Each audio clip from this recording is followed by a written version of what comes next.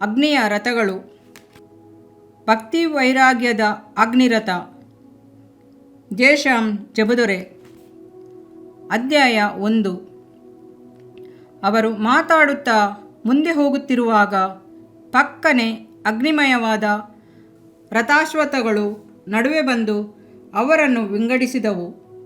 ಏಲಿಯನು ಸುಳಿಗಾಳಿಯ ಮುಖಾಂತರವಾಗಿ ಪರಲೋಕಕ್ಕೆ ಹೋದನು. 2 ಅರಸು 2:11. ಏಲಿಯನು ಒಂದು ಅಗ್ನಿರಥ, ಕರ್ತನಿಗಾಗಿ ಭಕ್ತಿ ವೈರಾಗ್ಯ ತೋರಿಸಿದ ಬಲವುಳ್ಳ ಅಗ್ನಿರಥ. ಇವನು ಭೂಮಿಯನ್ನು ಬಿಟ್ಟು ಹಲವು 100 ವರ್ಷಗಳು ಕಳೆದಿದ್ದರೂ ಇವನ ಜೀವಿತವು ಇನ್ನೂ ನಮ್ಮ ಹೃದಯಗಳಲ್ಲಿ ಭಕ್ತಿ ವೈರಾಗ್ಯದ ಅಗ್ನಿಯನ್ನು ಹತ್ತಿಸುವುದಂತಾಗಿದೆ. ಇವನು ನಮ್ಮ ಹಾಗೆ ಬಾಧೆಗಳನ್ನು ಅನುಭವಿಸುವ ಮನುಷ್ಯನಾಗಿ ಜೀವಿಸಿದರೂ ಕರ್ತನ ಮೇಲೆ ಅವನಿಗಿದ್ದ ಅಪರಿಮಿತವಾದ ಪ್ರೀತಿಯ ಸೆಳೆತವು ಆತನನ್ನು ಕರ್ತನಿಗಾಗಿ ಪ್ರಕಾಶಿಸುವಂತೆ ಮಾಡಿತು. ಆತನ ಜೀವಿತದ ಅಂತ್ಯವು ಎಂಥ ಮಹಿಮೆ ಉಳ್ಳದಾಗಿತ್ತು. ಒಳ್ಳೆ ನಡತೆಯುಳ್ಳವನನ್ನು ನೋಡು, ಯಥಾರ್ಥನನ್ನು ಲಕ್ಷಿಸು, ಶಾಂತನಿಗೆ ಸಂತಾನವೃದ್ಧಿಯಾಗುವುದು. ಕೀರ್ತನೆ 37:37. ಯೋರ್ದನ್ ನದಿಯ ದಡದಲ್ಲಿ ಇಬ್ಬರು ಬಹಳ ಯೋಚನೆಯುಳ್ಳವರಾಗಿ ನಡೆದು ಬರುತ್ತಿದ್ದಾರೆ. ಒಬ್ಬನ ಸೇವೆಯು ಮುಗಿಯುವುದರಲ್ಲಿದೆ, ಇನ್ನೊಬ್ಬನ ಸೇವೆಯು ಪ್ರಾರಂಭವಾಗಲಿಕ್ಕಿದೆ. ಇಬ್ಬರು ಕರ್ತನ ಸೇವೆಯಲ್ಲಿರುವವರು. ಒಬ್ಬನು ಪರಲೋಕವನ್ನು ನೋಡಿ ಪ್ರಯಾಣ ಮಾಡುತ್ತಿದ್ದಾನೆ, ಇನ್ನೊಬ್ಬನು ತನ್ನ ಸೇವೆಯ ಸ್ಥಳವನ್ನು ನೋಡುತ್ತಾ ಹೋಗುತ್ತಿದ್ದಾನೆ. ಇಬ್ಬರು ಪ್ರವಾದಿಗಳೇ, ಇಬ್ಬರು ಕರ್ತನು ಆರಿಸಿಕೊಂಡವರೇ. ಒಬ್ಬನು ಗುರು, ಆತನೇ ಏಲಿಯನು, ಇನ್ನೊಬ್ಬನು ಶಿಷ್ಯ, ಆತನೇ ಎಲೀಷನು. ಇವರಿಬ್ಬರು ಮಾತಾಡಿಕೊಂಡು ಹೋಗುತ್ತಿರುವಾಗ ಅಕಸ್ಮಾತ್ತಾಗಿ ಅಗ್ನಿರಥಗಳು, ಕುದುರೆಗಳು ಅವರಿಬ್ಬರ ನಡುವೆ ಬಂದು ಅವರನ್ನು ವಿಭಾಗಿಸಿದವು. ಆಹಾ, ಆ ಅಗ್ನಿರಥವು ನೋಡುವುದಕ್ಕೆ ಎಷ್ಟು ಭಯಂಕರವಾಗಿದ್ದಿರಬೇಕು. ಏಲಿಯನು ಅದನ್ನು ನೋಡಿ ಭಯಪಡಲಿಲ್ಲ, ಅದರ ಬಳಿಗೆ ನಡೆದು ಹೋದನು. ಆ ಅಗ್ನಿಯು ವೇದನೆಯುಂಟು ಮಾಡಲಿಲ್ಲ. ಅದು ತಾನೇ ಪವಿತ್ರಾತ್ಮನು ತನ್ನ ಜನರನ್ನು ಅಭಿಷೇಕಿಸಿ ಅಗ್ನಿ ಜ್ವಾಲೆಗಳನ್ನಾಗಿ ಮಾಡುತ್ತಾನೆ. ಅಲ್ಲೇಲುಯ. ಮೋಶೆಯು ಆ ಅಗ್ನಿಯನ್ನು ತಾನೇ ಹೊರೆ ಬೆಟ್ಟದ ಮುಳ್ಳಿನ ಪೊದೆಯಲ್ಲಿ ನೋಡಿದನು. ಅದು ಅಗ್ನಿಯಿಂದ ಉರಿಯುತ್ತಿದ್ದರೂ ಸುಟ್ಟು ಹೋಗದೇ ಇತ್ತು. ಆಗ ಮೋಶೆಯು, ನಾನು ದಾರಿ ಬಿಟ್ಟು ಈ ಆಶ್ಚರ್ಯವನ್ನು ನೋಡಿ ಪೊದೆಯು ಸುಟ್ಟು ಹೋಗದೆ ಇರುವುದಕ್ಕೆ ಕಾರಣವನ್ನು ತಿಳುಕೊಳ್ಳುವೆನು ಅಂದುಕೊಂಡನು. ಅವನು ಸಹ ಅಗ್ನಿಜ್ವಾಲೆಯಾಗಿ ಮಾರ್ಪಟ್ಟನು. ಮನುಷ್ಯರನ್ನು ಅಗ್ನಿಜ್ವಾಲೆಯನ್ನಾಗಿ ಮಾರ್ಪಡಿಸುವ ಈ ಅಗ್ನಿ ಎಷ್ಟು ವಿಶೇಷವಾದದ್ದು. ವಿಮೋಚನಕಾಂಡ 3:2-3. ಇಂಡೋನೇಷ್ಯಾದಲ್ಲಿ ತೀಮೋರ್ ಎನ್ನುವ ಸ್ಥಳದಲ್ಲಿ ಕರ್ತನು ಒಂದು ಉಜ್ಜೀವನ ಆತ್ಮವನ್ನು ಸುರಿಸಿದಾಗ ಆ ಆಲಯದ ಮೇಲೆ ಅಗ್ನಿಯ ಜ್ವಾಲೆಗಳು ಎತ್ತರವಾಗಿ ಉರಿಯ ಹತ್ತಿದವು. ದೂರದಿಂದ ಅಗ್ನಿಶಾಮಕ ದಳದವರು ಇದನ್ನು ನೋಡಿ ಬೆಂಕಿಯನ್ನು ಆರಿಸಲು ಧಾವಿಸಿ ಬಂದರು. ಆಲಯದ ಮೇಲೆ ಬೆಂಕಿ ಉರಿಯುತ್ತಿತ್ತು, ಆದರೆ ಆಲಯವು ಯಾವ ವಿಧವಾದ ಅಪಾಯವಿಲ್ಲದೆ ಅಂದವಾಗಿ ಕಾಣುತ್ತಿತ್ತು. ಅದು ನಾಶ ಮಾಡುವ ಅಗ್ನಿಯಲ್ಲ. ಆ ಆಲಯದಲ್ಲಿದ್ದ ಜನರು ಮೊಣಕಾಲುಗಳಲ್ಲಿ ನಿಂತು ಪವಿತ್ರಾತ್ಮನಿಂದ ತುಂಬಿದವರಾಗಿ ಕರ್ತನನ್ನು ಸ್ತುತಿಸುತ್ತಿದ್ದರು, ಆನಂದದಿಂದ ತುಂಬಿದ್ದರು. ಇದನ್ನು ನೋಡಿದ ಕೂಡಲೇ ಅವರಿಗೆ ಆಶ್ಚರ್ಯವಾಯಿತು. ಇದೇ ರೀತಿಯ ಸಂಭವವು ಮೇಲುಪ್ಪರಿಗೆಯಲ್ಲಿ ಪ್ರಾರ್ಥಿಸುತ್ತಿದ್ದ ಶಿಷ್ಯರಿಗೆ ಉಂಟಾಯಿತು. ಸತ್ಯವೇದವು ಹೀಗೆ ಹೇಳುತ್ತದೆ, ಅದಲ್ಲದೆ ಉರಿಯಂತಿರುವ ನಾಲಿಗೆಗಳು ವಿಂಗಡಿಸಿಕೊಳ್ಳುವ ಹಾಗೆ ಅವರಿಗೆ ಕಾಣಿಸಿ ಅವರಲ್ಲಿ ಒಬ್ಬರ ಮೇಲೆ ಒಂದೊಂದಾಗಿ ಕೂತುಕೊಂಡವು. ಆಗ ಅವರೆಲ್ಲರೂ ಪವಿತ್ರಾತ್ಮ ಭರಿತರಾಗಿ ಆ ಆತ್ಮ ತಮಗೆ ನುಡಿಯುವ ಶಕ್ತಿಯನ್ನು ಕೊಡುವ ಪ್ರಕಾರ ಬೇರೆ ಬೇರೆ ಭಾಷೆಗಳಿಂದ ಮಾತಾಡುವುದಕ್ಕೆ ಪ್ರಾರಂಭಿಸಿದರು. ಅಪೊಸ್ತಲರ ಕೃತ್ಯ 2:3-4. ಆ ದಿನದಿಂದ ಪ್ರತಿಯೊಬ್ಬರು ಅಗ್ನಿರಥಗಳಾದರು. ಹಲ್ಲೆಲೂಯ. ಏಲಿಯನು ಅಗ್ನಿರಥದ ಬಳಿಗೆ ಹೋಗಿ ಅದರಲ್ಲಿ ಹತ್ತಲು ಕಾರಣವೇನು? ಏಲಿಯನು ಭಯಪಡದೆ ಮುಂದೆ ಹೋದ ರಹಸ್ಯವೇನು? ಕಾರಣವೇನೆಂದರೆ ಆತನಲ್ಲಿ ಹತ್ತಿ ಉರಿಯುತ್ತಿದ್ದ ಪವಿತ್ರಾತ್ಮನ ಅಗ್ನಿ, ಕರ್ತನಿಗಾಗಿ ತೋರಿಸಿದ ಭಕ್ತಿ. ವೈರಾಗ್ಯದ ಅಗ್ನಿ ಅಪರಿಮಿತವಾಗಿದ್ದ ಕಾರಣ ಆತನು ಆ ಅಗ್ನಿರಥದಲ್ಲಿ ಏರಿ ಸುಳಿಗಾಳಿಯಲ್ಲಿ ಪರಲೋಕಕ್ಕೆ ತೆಗೆದುಕೊಳ್ಳಲ್ಪಟ್ಟನು. ಬೆಂಕಿಯ ಕುರ್ಚಿಯ ಬಗ್ಗೆ ಕೇಳಿದ್ದೀರಾ? ಹೊರ ದೇಶಗಳಲ್ಲಿ ಕೊಲೆಗಾರರನ್ನು ದಂಡಿಸಲು ವಿದ್ಯುಚ್ಛಕ್ತಿಯ ಕುರ್ಚಿಗಳನ್ನು ಇಟ್ಟಿರುತ್ತಾರೆ. ಕೊಲೆಗಾರರನ್ನು ನಡೆಸಿಕೊಂಡು ಹೋಗಿ ವಿದ್ಯುತ್ ಶಕ್ತಿ ಕುರ್ಚಿಯ ಮೇಲೆ ಕುಳಿತುಕೊಳ್ಳುವಂತೆ ಹೇಳುತ್ತಾರೆ. ದಂಡನೆಯ ಸಮಯ ಬಂದ ಕೂಡಲೇ ಸ್ವಿಚ್ ಒತ್ತುತ್ತಾರೆ. ಒಂದೇ ಕ್ಷಣದಲ್ಲಿ ಅಧಿಕ ಪ್ರಮಾಣದ ವೋಲ್ಟೇಜ್, ವಿದ್ಯುತ್ ಅದರಲ್ಲಿ ಇಳಿದು ಅದು ಬೆಂಕಿಯಾಗುತ್ತದೆ. ಕೊಲೆಗಾರನು ಆ ಕ್ಷಣದಲ್ಲೇ ಬೂದಿಯಾಗಿ ಬಿಡುತ್ತಾನೆ. ಕಾರಣವೇನೆಂದರೆ ಆ ಬೆಂಕಿಯನ್ನು ಸಂಧಿಸಲು ಅವನ ದೇಹವು ತಯಾರಾಗುವುದಿಲ್ಲ. ಕ್ರಿಸ್ತನ ಬರುವಿಕೆಯಲ್ಲಿ ಪಾಪಿಗಳ ಸ್ಥಿತಿಯು ಹಾಗೆ ಇರುತ್ತದೆ.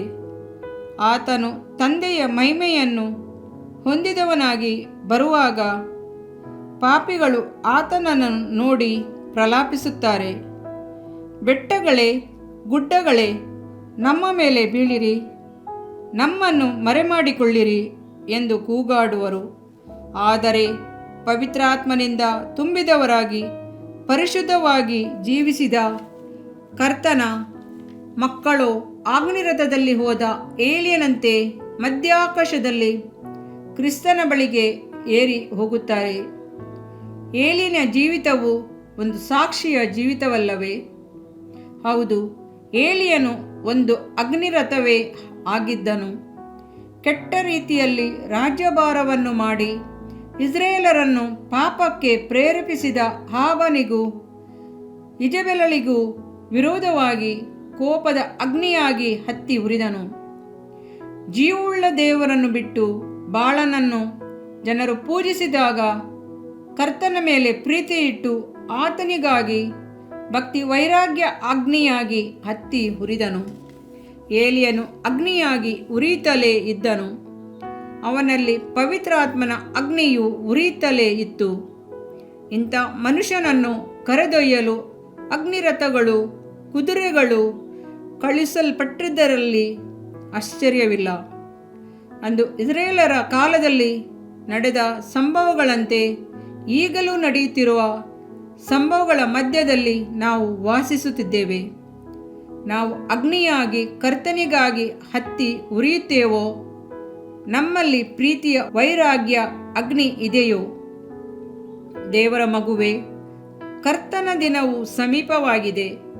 ನಮ್ಮ ಪ್ರೀತಿಯ ಕರ್ತನು ಮಹಿಮೆಯ ರಾಜನಾಗಿ, ತಂದೆಯ ಮಹಿಮೆಯನ್ನು ಹೊಂದಿದವನಾಗಿ, ಸಾವಿರಾರು ದೂತರೊಡನೆ ಮಹಿಮೆಯ ಅಗ್ನಿರಥವಾಗಿ ಬರುತ್ತಾನೆ. ನಿನ್ನ ದೇವರನ್ನು ಸಂಧಿಸಲು ಸಿದ್ಧನಾಗು. ನಿನ್ನ ಹೃದಯವು ಕಲ್ವರಿಯ ಪ್ರೀತಿಯ ಅಗ್ನಿಯಿಂದ ತುಂಬಿರಲಿ. ಪವಿತ್ರಾತ್ಮನಿಂದಲೂ ಅಗ್ನಿಯಿಂದಲೂ ಯಾವಾಗಲೂ ತುಂಬಿರಲಿ. ನೀನು ಒಂದು ಅಗ್ನಿರಥವೆಂಬುದನ್ನು ಮರೆಯಬೇಡ. ಏಲಿನ ಆತ್ಮದೊಂದಿಗೂ ಬಲದೊಂದಿಗೂ ಕರ್ತನನ್ನು ಎದುರುಗೊಳ್ಳಲು ಹೊರಡುವಿಯಾ? ಇದರಿಂದ ನಿನ್ನ ದೇಹಕ್ಕೆ ಆರೋಗ್ಯವು, ಎಲುಬುಗಳಿಗೆ ಸಾರವು ಉಂಟಾಗುವವು. ಜ್ಞಾನೋಕ್ತಿಗಳು 3ನೇ ಅಧ್ಯಾಯ 8ನೇ ವಾಕ್ಯ. ಪ್ರಿಯ ವೀಕ್ಷಕರೇ ಮತ್ತು ಕರ್ತನಲ್ಲಿ ಸಹೋದರ ಸಹೋದರಿಯರೇ, ನೀವು ನಮ್ಮ ಈ ಕಾರ್ಯಕ್ರಮವನ್ನ ವೀಕ್ಷಿಸಿದ್ದಕ್ಕಾಗಿ ದೇವರ ನಾಮದಲ್ಲಿ ನಿಮಗೆ ವಂದನೆಗಳು. ದೇವರ ವಾಕ್ಯವು ನಮ್ಮ ಎಲುಬಿಗೆ ಬಲವೂ ಸಾರವೂ ಆಗಿದೆ ಎಂದು ಸತ್ಯವೇದವು ಹೇಳುವಂತೆ ಈ ಕಾರ್ಯಕ್ರಮವು ನಿಮಗೆ ಆಶೀರ್ವಾದಕರವಾಗಿದೆ ಎಂದು ನಂಬುತ್ತೇವೆ. ಪ್ರಿಯ ವೀಕ್ಷಕರೇ, ನಮ್ಮ ಈ ಸೇವೆಗಾಗಿ ಪ್ರಾರ್ಥಿಸಿರಿ ಮತ್ತು ಎಲ್ಲಾ ಕಾರ್ಯಕ್ರಮಗಳನ್ನ ಇತರರೊಂದಿಗೆ ಶೇರ್ ಮಾಡಿರಿ. ಅದೇ ರೀತಿಯಾಗಿ ನಮ್ಮ ಈ ಯೂಟ್ಯೂಬ್ ಚಾನೆಲ್ ಅನ್ನು ಸಬ್ಸ್ಕ್ರೈಬ್ ಮಾಡಿರಿ. ಹಾಗೂ ಲೈಕ್ ಮಾಡಿ. ನಿಮ್ಮ ಅನಿಸಿಕೆಗಳನ್ನು ಕಮೆಂಟ್ ಬಾಕ್ಸ್ನಲ್ಲಿ ನಮಗೆ ತಿಳಿಯಪಡಿಸಿ. ನಮ್ಮ ಸಂಖ್ಯೆ 7022104605. ಈ ಸಂಖ್ಯೆಗೆ ಕರೆ ಮಾಡಿರಿ. ಒಬ್ಬ ಪಾಪಿಯ ಪ್ರಾರ್ಥನೆ. ಯೇಸುವನ್ನು ರಕ್ಷಕನಾಗಿ ಅಂಗೀಕರಿಸಲು ಮಾಡಬೇಕಾದ ಪ್ರಾರ್ಥನೆ. ಪ್ರಿಯ ಪರಲೋಕದ ತಂದೆಯೇ, ಯೇಸುವಿನ ಹೆಸರಿನಲ್ಲಿ ನಾನು ನಿನ್ನ ಬಳಿಗೆ ಬಂದಿದ್ದೇನೆ. ನನ್ನ ಬಳಿಗೆ ಬರುವವರನ್ನು ನಾನು ತಳ್ಳಿಬಿಡುವುದೇ ಇಲ್ಲ. ಯೋಹಾನ 6:37 ಎಂದು ನಿನ್ನ ವಾಕ್ಯ ಹೇಳುತ್ತದಲ್ಲ. ಆದ್ದರಿಂದ ನೀನು ನನ್ನನ್ನು ತಳ್ಳಿಬಿಡದೆ ನನ್ನನ್ನು ಸೇರಿಸಿಕೊಳ್ಳುವಿ ಎಂದು ನನಗೆ ಗೊತ್ತಿದೆ. ಆದ್ದರಿಂದ ನಾನು ನಿನಗೆ ಸ್ತೋತ್ರ ಮಾಡುತ್ತೇನೆ. ನೀನು ನಿನ್ನ ವಾಕ್ಯದಲ್ಲಿ ನೀನು ಯೇಸುವನ್ನೇ ಕರ್ತನೆಂದು ಬಾಯಿಂದ ಅರಿಕೆ ಮಾಡಿಕೊಂಡು ದೇವರು ಆತನನ್ನು ಸತ್ತವರೊಳಗಿಂದ ಎಬ್ಬಿಸಿದನೆಂದು ಹೃದಯದಿಂದ ನಂಬಿದರೆ ನಿನಗೆ ರಕ್ಷಣೆಯಾಗುವುದು ಎಂತಲೂ ಕರ್ತನ ನಾಮವನ್ನ ಹೇಳಿಕೊಳ್ಳುವವರೆಲ್ಲರಿಗೆ ರಕ್ಷಣೆಯಾಗುವುದೆಂತಲೂ ಬರೆದಿದೆ. ರೋಮ 10:9-13 ವಾಕ್ಯ. ಯೇಸು ಕ್ರಿಸ್ತನು ದೇವಕುಮಾರನೆಂದು ನನ್ನ ಹೃದಯದಲ್ಲಿ ನಂಬುತ್ತೇನೆ. ನನ್ನನ್ನು ನೀತಿವಂತನನ್ನಾಗಿ ಮಾಡುವುದಕ್ಕಾಗಿ ಆತನು ಸತ್ತವರೊಳಗಿಂದ ಎಬ್ಬಿಸಲ್ಪಟ್ಟನು ಎಂದು ನಂಬುತ್ತೇನೆ. ನಾನು ಆತನ ನಾಮವನ್ನ ಹೇಳಿಕೊಳ್ಳುತ್ತೇನೆ. ಯೇಸುವೇ, ನೀನೇ ಕರ್ತನು. ತಂದೆಯೇ, ನೀನು ನನ್ನನ್ನು ರಕ್ಷಿಸಿದಿ ಎಂದು ನಾನು ನಂಬುತ್ತೇನೆ. ನಿನ್ನ ವಾಕ್ಯವು ಹೇಳುತ್ತದೆ, ಮನುಷ್ಯನು ಹೃದಯದಿಂದ ನಂಬುವುದರ ಮೂಲಕ ನೀತಿಯು ದೊರಕುತ್ತದೆ, ಬಾಯಿಂದ ಅರಿಕೆ ಮಾಡುವುದರ ಮೂಲಕ ರಕ್ಷಣೆಯಾಗುತ್ತದೆ. ರೋಮ 10:10. ನಾನೀಗ ನನ್ನ ಹೃದಯದಲ್ಲಿ ನಂಬುತ್ತೇನೆ ಹಾಗೂ ಯೇಸುವೇ ನನ್ನ ಕರ್ತನೆಂದು ಅರಿಕೆ ಮಾಡುತ್ತೇನೆ. ಆದುದರಿಂದ ನಾನೀಗ ರಕ್ಷಣೆ ಹೊಂದಿದ್ದೇನೆ. ಅಪ್ಪಾ ತಂದೆಯೇ, ನಿನಗೆ ಸ್ತೋತ್ರ. ಲೂಕನು ಬರೆದ ಸುವಾರ್ತೆ 11ನೇ ಅಧ್ಯಾಯದಲ್ಲಿ ಬರೆದಿರುವಂತೆ, ನಿಮ್ಮಲ್ಲಿ ತಂದೆಯಾದವನು ಮೀನನ್ನು ಕೇಳುವ ಮಗನಿಗೆ ಮೀನು ಕೊಡದೆ ಹಾವನ್ನು ಕೊಡುವನೆ? ಅಥವಾ ತತ್ತಿಯನ್ನು ಕೇಳಿದರೆ ಚೇಳನ್ನು ಕೊಡುವನೆ? ಹಾಗಾದರೆ ಕೆಟ್ಟವರಾದ ನೀವು ನಿಮ್ಮ ಮಕ್ಕಳಿಗೆ ಒಳ್ಳೆ ಪದಾರ್ಥಗಳನ್ನ ಕೊಡಬಲ್ಲವರಾದರೆ ಪರಲೋಕದಲ್ಲಿರುವ ನಿಮ್ಮ ತಂದೆಯು ತನ್ನನ್ನು ಬೇಡಿಕೊಳ್ಳುವವರಿಗೆ ಎಷ್ಟೋ ಹೆಚ್ಚಾಗಿ ಪವಿತ್ರಾತ್ಮ ವರವನ್ನ ಕೊಡುವವನಲ್ಲವೇ ಅಂದನು. ತಂದೆಯೇ, ನೀನು ಕೇಳಿಕೊಳ್ಳುವವರಿಗೆ ಪವಿತ್ರಾತ್ಮನ ವರವನ್ನು ಹೇರಳವಾಗಿ ಕೊಡುವಾತನಾಗಿದ್ದಿ.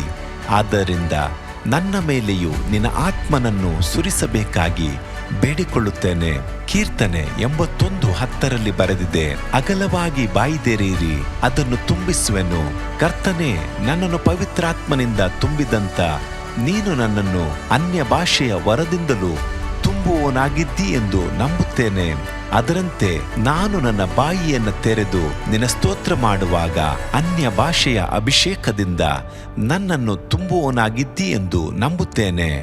ಈಗ ನೀವು ನಿಮ್ಮ ಬಾಯಿಯನ್ನು ತೆರೆದು ಮಾತನಾಡುವಾಗ ಪವಿತ್ರಾತ್ಮನು ನಿಮ್ಮ ಬಾಯಿಯನ್ನು ತನ್ನ ಭಾಷೆಯಿಂದ ತುಂಬುವವನಾಗಿದ್ದಾನೆ. ಇದು ದೇವರ ಭಾಷೆಯಾಗಿದೆ.